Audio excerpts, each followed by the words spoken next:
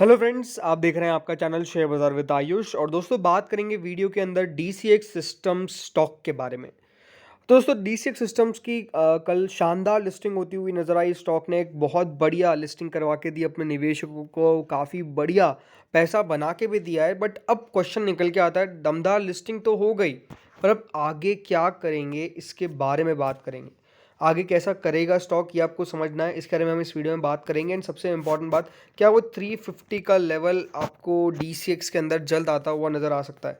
तो मंडे को कैसा यहाँ पर अभी भी रिस्पांस रहता हुआ देखने को मिलेगा, स्टॉक का मूव देखने को मिलेगा, उसके ऊपर चर्चा करेंगे। तो दोस्तों, अगर आप पहली बार चैनल से जुड़े हो, चैनल को ज़रूर सब्सक्राइब कर लीजिएगा। अगर आपको ये वीडियो बढ़िया लगता है तो वीडियो को लाइक करके आप ज़रूर जाइएगा। सो फ्रेंड्स, जो डीसेक सिस्टम्स की कल लिस्टिंग हुई, अनडाउटेडली एक बहुत स्ट्रॉन्ग डेब्यूट था। सी, ये तो हमने बात भी करी थी लिस्टिंग डे स्ट्रैटेजी के ऊपर, जो वीडियो बनाया था, और एग्जैक्टली उसी प्रकार से लिस्टिंग भी हुई। 38% का आपको अच्छा खासा देखिए इशू प्राइस से रिटर्न मिल गया। बट अच्छी बात क्या है कि उसके बाद भी शेयर बढ़ता रहा, राइट।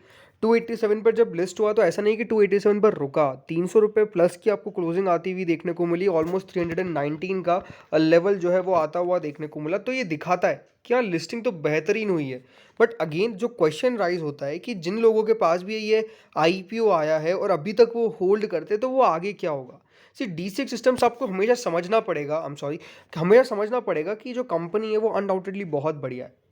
डीसीएक्स सिस्टम्स में जिस प्रकार का दोस्तों काम करती है वो अनडाउटेडली बहुत बढ़िया है। Integration, manufacturing, comprehensive array of cables, wire harnesses, assemblies, इस प्रकार का काम आपको डीसीएक्स सिस्टम्स करती हुई देखने को मिलती है। बट ये क्या है कि हमेशा जो भी दोस्तों आजकल आईपीओ आए हैं रिसेंट पास्ट में भी, इसके बारे में अगर हम बात करते हैं तो एक आपने साफ साफ उनके अंदर क्या मूव देखा है कि लिस्टिंग के कुछ दिनों तक ठीक ठाक चल जाते हैं, बट फिर अचानक से एक सेलिंग प्रेशर बनता है।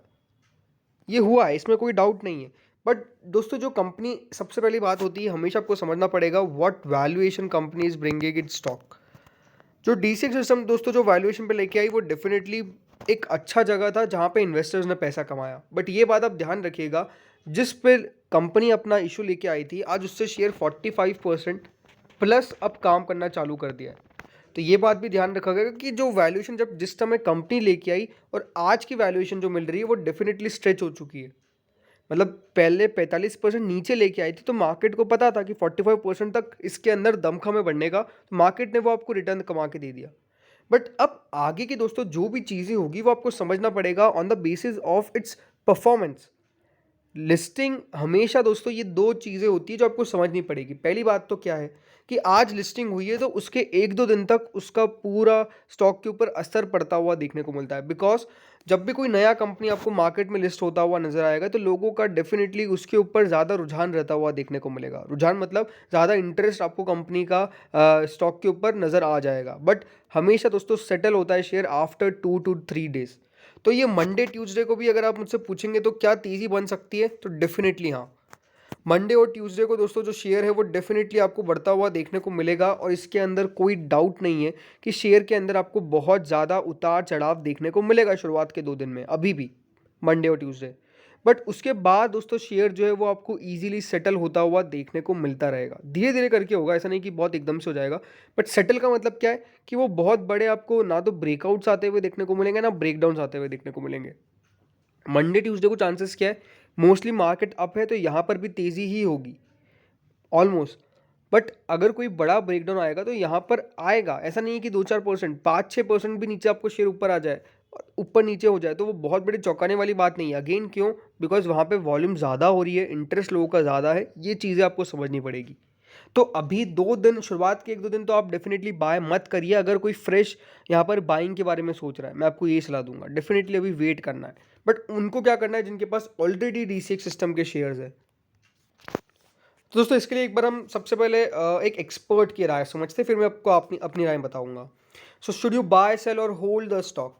सो साफ साफ जो इधर भी देखिए एक्सपर्ट्स ने कहा है कि जिस प्रकार से स्टॉक चढ़ता हुआ नज़र आया है और उसके बाद भी आपको 300 रुपीज़ का ऊपर जो शेयर चला गया, वो एक हेल्दी प्रीमियम दिखाता है, राइट। एक अच्छी आपको लिस्टिंग होती हुई नज़र आ गई। बिकॉज कंपनी जो है वो उस सेक्टर से बिलोंग करती है जो मेक इन इंडिया, सरकार की जो कह सकते हैं यहाँ पर डेफिनेटली मुहिम चल रही है आत्मनिर्भर भारत प्रोग्राम्स के ऊपर। इसके अंदर कंपनी को बहुत ज़्यादा फैसिलिटीज़ मिल जाती है, लाभ मिल जाता है, ये एक अच्छी बात है। बिकॉज एरोस्पेस और डिफेंस, अभी डिफेंस सेक्टर के जो शेयर्स है वो अनडाउटेडली मैसिव बूम पर है, भले वो HAL हो, भारत डायनामिक्स हो, कोई भी हो, गार्डन रीच शिप बिल्डर्स हो। तो एक सबसे बढ़िया बात तो ये आ गई कि ये एक डिफेंस से सेक्टर बिलोंग करता है, स्टॉक बिलोंग करता है बेसिकली। लेकिन अभी भी देखिए जो यहाँ पर साफ साफ बयान भी आते हुए देखने को मिल रहे एक्सपर्ट्स के, we recommend to book partial profits and hold the remaining allotment. Partial profit का मतलब क्या होता है कि कम से कम आपका जो प्रॉफिट बन रहा है जितने शेयर्स का, जैसे आपका अभी प्रॉफिट बन गया होगा यहाँ पे ऑलमोस्ट 6,000 से लेकर 8,000 के बीच का, राइट। तो अगर वो 6,000 से 8,000 का जो आपका प्रॉफिट है उसको आप बुक कर लीजिए। 15,000 की एप्लीकेशन है, राइट। अब 7 to 8,000 जो आपको अभी एक्स्ट्रा मिल रहे हैं, यानी आप अपना कम से कम पैसा भी निकाल सकते हैं, और जो अलॉटमेंट आपको मिला है 7-8 हज़ार का अभी जो प्रॉफिट चल रहा है उसको बनते रहिए, उसके अंदर यानी बने रहिए। इसका मतलब ये है कि आपने जो 15,000 की एप्लीकेशन लगाई है, अराउंड 15,000 रुपीज़ तक के शेयर्स जो है वो आप बुक कर लीजिए, ये समझ लीजिए। और बाकी का जो आपको अलॉटमेंट मिला है, ये जो प्रॉफिट चल रहा है आपका करेंटली ऑलमोस्ट मान लीजिए 8,000 का, उसके अंदर चलते रहिए शेयर को, अगर आपको लॉन्ग टर्म के अंदर कैपिटलाइज करना है। ये बात आप ध्यान रखिएगा, बिकॉज हर जगह कुछ ना कुछ दिक्कतें कभी आएगी, कभी कुछ ना कुछ आपको फॉल्स आते हुए नजर आएंगे। लेकिन अगर आपको उस कंपनी के अंदर बहुत ज़्यादा बिलीव है तो आप अपने प्रॉफिट को बने रहने दीजिए, और 15,000 जो आपने वैल्यू लगाई थी कम से कम उसको सेव कर लीजिए।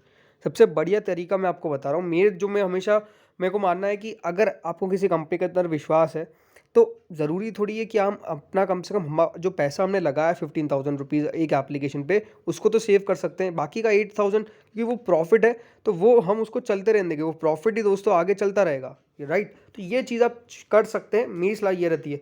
पार्शियल प्रॉफिट बुक का मतलब क्या है कि आप चाहे तो आप अपना आधा प्रॉफिट बुक कर लीजिए और बाकी का चलते रहने दीजिए। 7,500 जो भी 8,000 का प्रॉफिट है उसको बुक कर लीजिए, बाकी जो आपको चलना है वो चलते रहिए। उस प्रकार से काम कर सकते हैं। बट मेरा तो ये आपको तरीका बता देता हूँ कि इस प्रकार से हो सकता है। अब यहाँ पे क्या है कि जो कंपनी है वो पोजीशन वेल है, कैपिटलाइज, जो इंडस्ट्री के टेल विंड्स है, जो ट्रैक रिकॉर्ड रहा है, जो कंसिस्टेंट परफॉर्मेंस रहा है, वो अनडाउटेडली बहुत बढ़िया है। कंपनी के प्रमोटर्स काफ़ी क्वालिफाइड है, तो वो इसलिए बने रहने की सलाह आपको दे रहे हैं। बाकी अगर आप देखेंगे नरेंद्र सोलंकी, जिन उनका मानना है कि स्टॉक जो है वो डेफिनेटली थोड़ा सा डिफरेंट व्यू रखते हैं। उनका मानना यही है कि पॉजिटिव मार्केट सेंटीमेंट और ग्रोथ प्रोस्पेक्ट से इन्वेस्टर्स को जो शेयर अलॉट हुए वो यहाँ पर होल्ड कर सकते हैं, लेकिन उनको अपनी रिस्क एपेटाइट पता होनी चाहिए। अगेन ये भी बात सही है, आपको अपना रिस्क पता होना चाहिए कि मैं कितने तक यहाँ पर रिस्क झेल सकता हूँ। यानी आज जो शेयर आपको फॉर एग्जांपल 300 पे मिल रहा है, यहाँ से आप 5 से 10% का अपना स्टॉप लॉस लगा लीजिए। आपका जो भी जितना परसेंट आप स्टॉप लॉस लगा सकते हैं आपके रिस्क के हिसाब से, मोस्टली 5% रिकमेंड होता है, तो 5% आप वहाँ पे अपना स्टॉप लॉस लगा लीजिए कि यहाँ से अगर इस वैल्यू से 5% नीचे आ गया तो फिर मैं यहाँ पे सेल आउट कर दूंगा, राइट। तो अगर 300 रुपये पे शेयर मिलता है और वहाँ का 5%, यानी अगर 15 रुपये शेयर नीचे आ गया, then I will sell my stock. तो ये आपको समझना पड़ेगा कि आपका रिस्क क्या है, आपका रिस्क एपेटाइट क्या है, ये आप समझ के चलेंगे तो फिर सही रहेगा ओवरऑल। अब दोस्तों स्टॉक की अगर बात करें तो स्टॉक दोस्तों आपको करीबन 307.35 पे चलता हुआ नजर आ रहा है, राइट। एंड यहाँ पर मेरी एक्सपेक्टेशंस यही है कि स्टॉक जो है वो 320-25 तक जाएगा, बट वहाँ के बाद थोड़ी बहुत सेलिंग प्रेशर बन सकता है। अगर एक बार 325 का लेवल निकाल दिया तो 350 रुपये तक की जाने की कोशिश करेगा, बट 340 एक लेवल आएगा ज़रूर जहाँ पे सेलिंग आपको देखने को मिलेगी, बिकॉज 350 एक साइकोलॉजिकली हर्डल हो सकता है शेयर के लिए, तो ये इंपॉर्टेंट है। अदरवाइज क्या लॉन्ग टर्म तक बने रह सकते हैं जिनके पास अभी, जिन्होंने बिल्कुल भी नहीं बेचा है, तो मैं ये कह सकता हूँ कि आप होल्ड कर सकते हैं। बट मेरी सलाह तो यही रहती है कि नंबर एक बार कंपनी के निकल के आ जाए उसके बाद आगे की कुछ सोच सकते हैं। तो वो ये कि partial profit book, otherwise definitely आप अगर, जैसे मैंने पहले भी अपने लिस्टिंग डे स्टार्टिंग वाली वीडियो में कहा था कि अगर आपने कंपनी को पूरा समझ लिया है, आपको कंपनी समझ में आ गई है, आपको लगता है कि लॉन्ग टर्म कैपेबिलिटी है इस कंपनी के अंदर, तो डेफिनेटली आप होल्ड कर सकते हैं। तो फ्रेंड्स इस वीडियो में इतना ही था। कमेंट सेक्शन में बताइएगा कि आप क्या कर रहे हैं, क्या शेयर आपने फ्रेश बाइंग किया है या फिर पहले से आप कैसे IPO के कारण जो शेयर है वो होल्ड करते हैं। कमेंट्स में बताइएगा। Thank you friends watching this video.